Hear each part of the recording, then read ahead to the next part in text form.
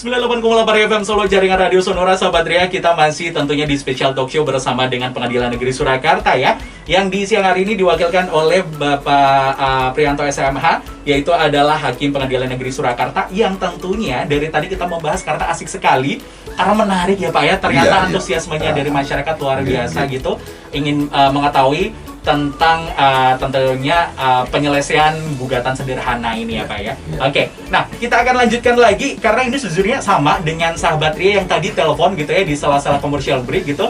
Dari sahabat Ria yang ada di Lawean ini Pak, berkenaan pertanyaannya yaitu apa yang dimaksud pemeriksaan pendahuluan? Oke Mas. Ini. Jadi itu pemeriksaan pendahuluan ini juga di dalam hukum acaranya gugatan sederhana yang saya sudah ungkapkan yang tadi ya Pak ya, bahwa pemeriksaan pendahuluan itu sebelum hakim yang ditunjuk untuk menyidangkan perkara itu menetapkan hari sidang, hakim tersebut harus memeriksa gugatan yang akan disidangkan.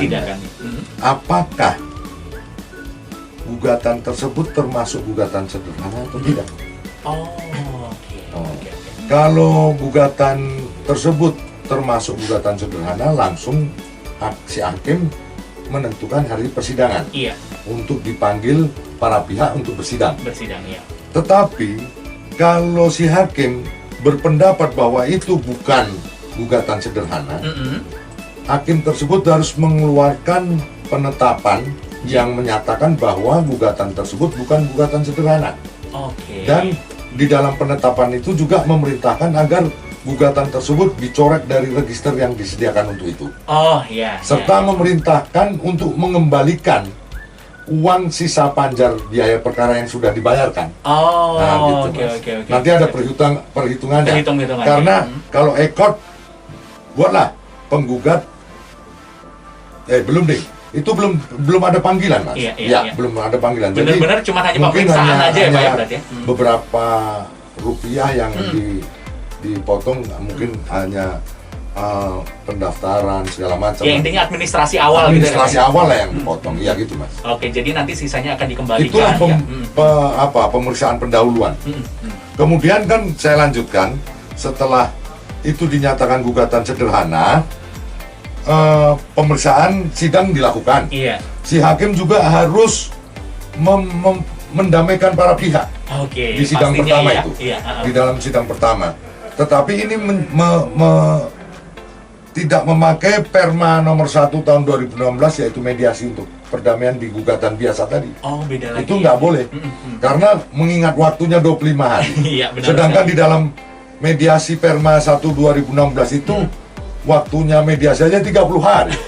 Lebih panjang lagi. Jadi habis nanti. Iya benar-benar sekali. Tetapi hakim harus berusaha tetap untuk menganjurkan mereka berdamai. Ya, gitu. Kemudian proses pembuktian dari para pihak, setelah pembuktian putusan. Nah, ini juga mungkin bisa nyambung juga nih Pak, gitu kan ya, karena kan tadi kan dengan pembuktian dan putusan. Nah, setelah putusan kan terkadang gitu kan ada keberatan. Iya kan, gitu kan ya. Berapa lama nih Pak putusan keberatan itu disampaikan gitu kepada pihak terkait ini Pak? Nah, jadi gini Mas, sebetulnya ini sekaligus. Karena kan setelah gugatan sederhana diputus, itu upaya hukumnya hanya keberatan Mas. Kalau gugatan biasa kan Mas mungkin kenal ada banding. Ada kasasi, ada peninjauan kembali. Kalau ini tidak ada. Ini hanya upaya hukumnya hanya keberatan. Dan keberatan ini juga diperiksa di Pengadilan Surakarta, di Pengadilan Negeri yang memeriksa gugatan sederhana. Tapi yang memeriksa keberatan ini majelis 3 orang. Jadi berbeda. Dan syaratnya juga harus lebih senior, hakimnya lebih senior dari yang memutus gugatan sederhana. Itu. Kemudian itu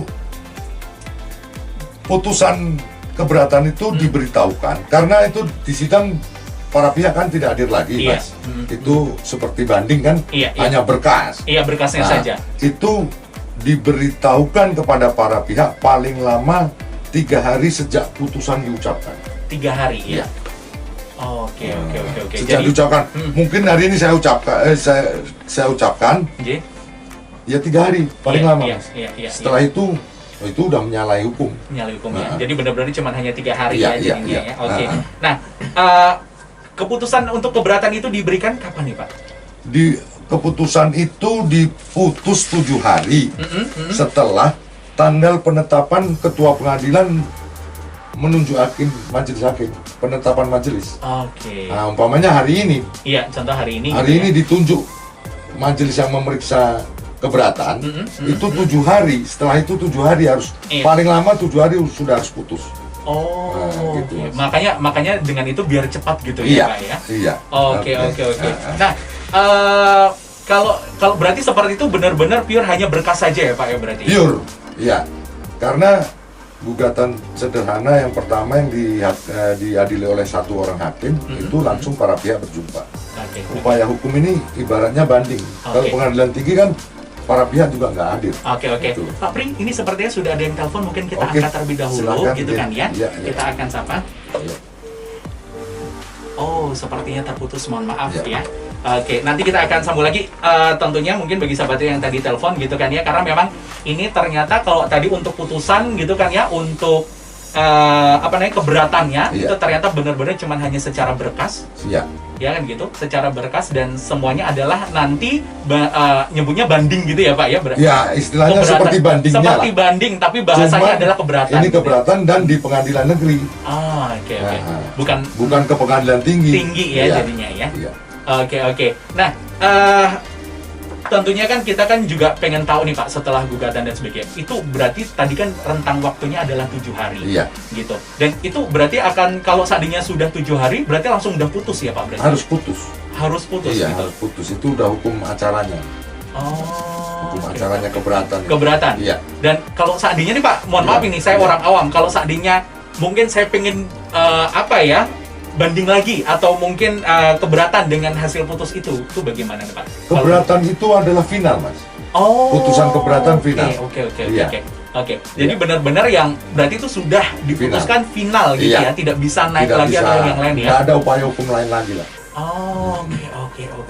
Saya pikir itu mungkin bagi orang awam tuh masih, kan kita melihat masih yang ada tuh kan seperti banding, yang lain, banding, kalah banding, kasasi, kalah kasasi, PK gitu kan, sampean kan gitu. Ini keberatan ini adalah upaya hukum final.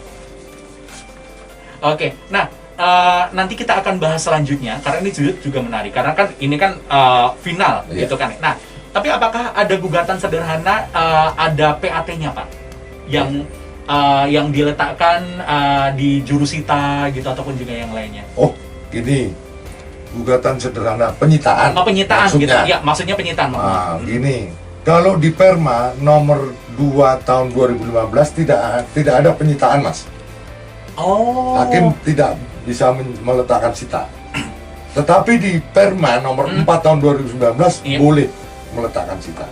Oke. Ini makanya yang direvisi. Iya, itu direvisi. Makanya perubahan-perubahannya itu adalah penyitaan, boleh juga verset, Mas. Verset itu seperti verset apa? Verset itu artinya perlawanan. Perlawanan. Tetapi dalam hal si tergugat tidak hadir. Dipanggil sekali tidak hadir. Padahal panggilannya sah dan patut. Kedua kali nggak hadir. Itu bisa dilanjutkan tanpa hadirnya tergugat. Putusan tanpa hadirnya tergugat itulah fair stake. Fair stake ya. Oke, Pak, sepertinya kita akan telepon terlebih dahulu.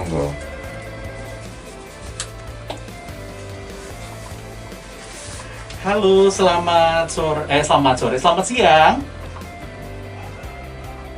Oh iya, selamat pagi menjelang siang. Monggo, ini dengan selamat pagi, ini dengan Bapak siapa? Waalaikumsalam. Iya, dengan Bapak siapa di mana? Halo, dengan Bapak siapa di mana? Ya, halo, mendengar suara kami? Oke, sepertinya mungkin sedang. Halo, Waalaikumsalam, dengar? Nje, monggo. Mungkin bisa langsung saja bertanya. Halo? Monggo bisa bertanya langsung. Oke, mungkin sepertinya ada sedikit ya gangguan ini. Nanti kita akan mungkin bisa di commercial break, nanti mungkin kita angkat gitu kan ya. Oke, Pak Pri, nanti kita akan lanjutkan kembali. Tentunya kan karena ini kan tadi setelah final ya, tapi kita belum membahas tentang pada saat keberatan. Itu nanti biayanya seperti apa lagi?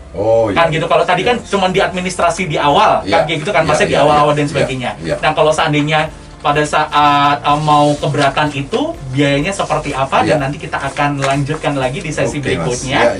Dan bagi sahabat Ria, jadi tetaplah menyimak bersama kami karena tentunya semakin menarik perbincangan kita, karena ya namanya manusia haus akan ilmu dan kita pun juga pengen tahu gitu kan ya, seperti apa sih Perma nomor 4 tahun 2019 ini yang tentunya tentang gugatan sederhana. Jadi tetaplah menyimak bersama kami di 98,8 FM Solo, jaringan Radio Sonora.